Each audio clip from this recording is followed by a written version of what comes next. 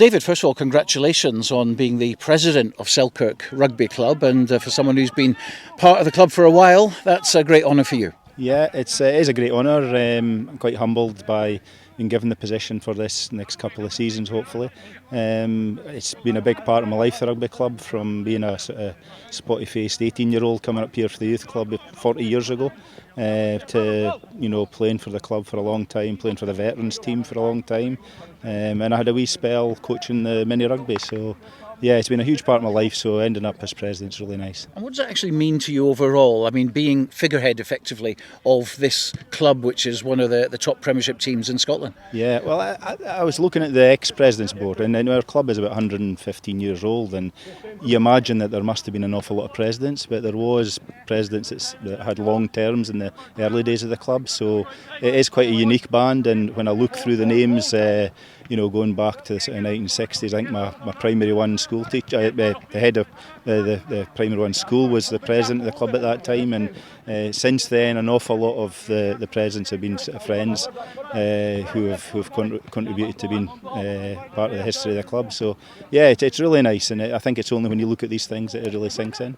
For those who don't know, who maybe are a member of a club or something, what is the president's role, apart from obviously, you go around the clubs, you represent Selkirk at the away matches and host them at home, etc. But I'm sure there's a lot more involved than that. Yeah, I mean, I think we're cheerleaders for the club. We obviously have a media sort of presence. We go to Border League meetings, and we're the voice of the club at things like that. At Selkirk, we've kind of split the role between the chairman and the president. So Dennis Henderson's our chairman, who is there for a longer period of time and does a lot of the day-to-day running of the club. So the president's role now is more a Saturday afternoon meeting and greeting the other clubs, and going to the away games to the other clubs and stuff like that. So it's probably a more sociable role than it used to be.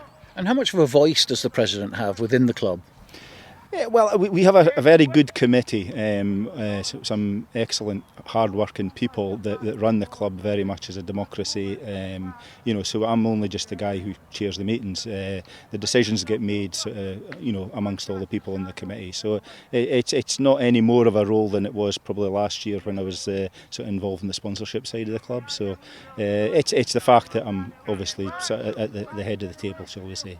Yeah, and of course Jim Harold is who you're taking over, and I think Jim needs a break because he put a lot of work in, and obviously he was the Border League president as well. Exactly, and he had that extra burden and responsibility, and also Jim was kind of thrown in at the deep end because unfortunately, as you know, Gus Bogg passed away whilst he was the president, so Jim had that to deal with. He then had the COVID year to deal with, so he's had a really tough shift, and we're very grateful to him for what he's done for the club, over the last 2.5 years. Well, certainly speaking from my point of view, he's been absolutely fantastic as a figurehead at the club, but also his work within the Border League, which is terrific. Now, behind you at the moment we have the Selkirk stand, which is very, very familiar, but there are some new pavilions. There's the WF Lindsay, there's the Elliot Henderson one as well. So it's a very progressive club. There's lots of activities going on. What's your next move?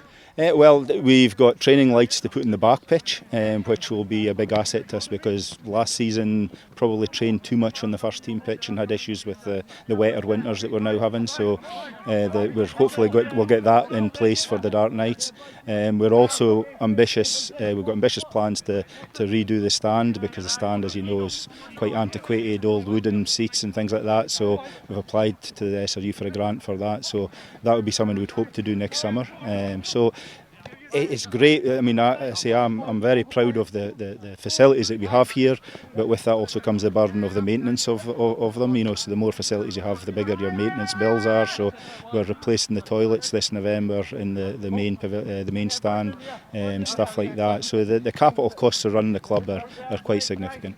And of course, looking behind you at the moment, it's a very pleasant sight. A lot of boys out on the park who are eager to get started this season. And it's a season which obviously everyone will want to be stepping up from the previous year because loads of injuries, probably more than most of the clubs, I would say, last season. You'll be looking to get a little bit of luck to go with the talent on show.